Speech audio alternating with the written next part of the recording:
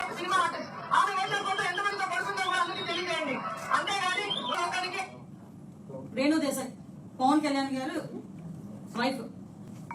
At the same time NT Ramarao గారు అంటేనే మహిళా లోకానికి సినీ లోకానికి ఒక ఆదర్శప్రాయుడు. రామారావు గారి తాలూకా కూతురు గురించి, రాజకీయాలకి సంబంధం లేని వ్యక్తి గురించి ఇదే రోజా నెక్స్ట్ వీళ్ళ తాలూకా మంత్రులు దేవాలయం లాంటి అసెంబ్లీలో నోటికొచ్చినట్టు మాట్లాడినప్పుడు ఎందుకు సాక్షాత్తు వీళ్ళందరూ కూడా మాట్లాడలేదు? ఎవరైతే కొంతమంది ఈ రోజుకి కూడా నేను మాట్లాడిన సినీ ప్రముఖుల్లో పొలిటికల్ లీడర్స్ గా ఉన్న వాళ్ళు కూడా ఆ రోజు ఎందుకు ఈ రోజు దాని గురించి స్పందించలేదు? ఒక్కసారి మనం కూడా దాని గురించి ఆలోచించుకోవాలి కదా. ఎస్, మీరు నిజంగా మహిళల గురించి ఆలోచించారు, మహిళలకు అన్యాయం జరిగిపోయిందని ఆలోచిస్తే సాక్షాత్తు దళిత ఎమ్మెల్యే నేను ఎన్నో ఆశలతో నేను ఆ రోజు అసెంబ్లీలో అడుగుపెట్టాను.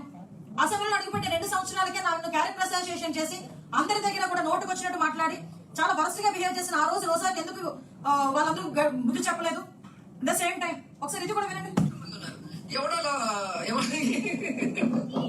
ఎవడో పిల్ల పిత్రేగాడు, పెద్ద పిత్రేగాడు.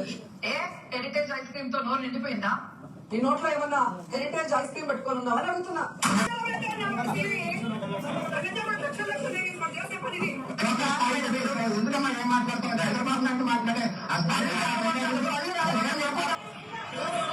కామ సీఎం చంద్రబాబు అని చెప్పి చంద్రబాబు నాయుడు గారి గురించి మాట్లాడుతున్నారు.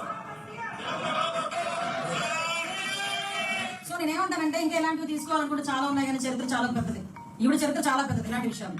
సో నేనేమంటానంటే మీరు ఎవరి గురించి మాట్లాడుతున్నారు, ఎవరిని సపోర్ట్ చేసి మాట్లాడుతున్నారు, ఆవిడ చరిత్ర ఏంటి, ఆవిడ పొలిటికల్ గా చేసిన బిహేవియర్ ఏంటి, ఆవిడ బాడీ లాంగ్వేజ్ ఏంటి, వీటన్నిటిని తెలుసుకొని మాట్లాడితే బాగుండని నా ఉద్దేశం.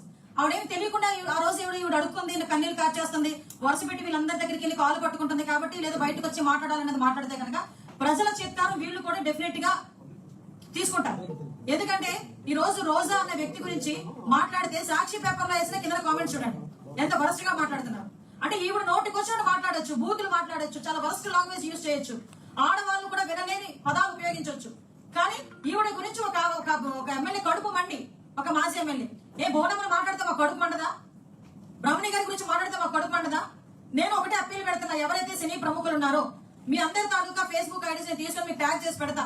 నా గురించి పార్టీ కండువా వేసుకొని ఎంత వరస్ట్ గా మాట్లాడారో మరి అవన్నీ ఈ రోజు మీకు ఎందుకు గుర్తు రావట్లేదు? ఏపీ పాలిటిక్స్ గురించి మీకు ఏం తెలుసని ఈ రోజు బయటకు వచ్చి మీరు అందరూ మాట్లాడుతున్నారు. మీరు ఒక్కసారి మీ కామన్ సెన్స్ ఉపయోగించుకొని మీరు ఎవరిని సపోర్ట్ చేస్తూ వీడియోలు బయటలు ఇస్తున్నారో ఒక్కసారి మీరు ఆలోచన చేసుకోవాల్సిందిగా మాత్రం సవినయంగా కోరుకుంటున్నాం.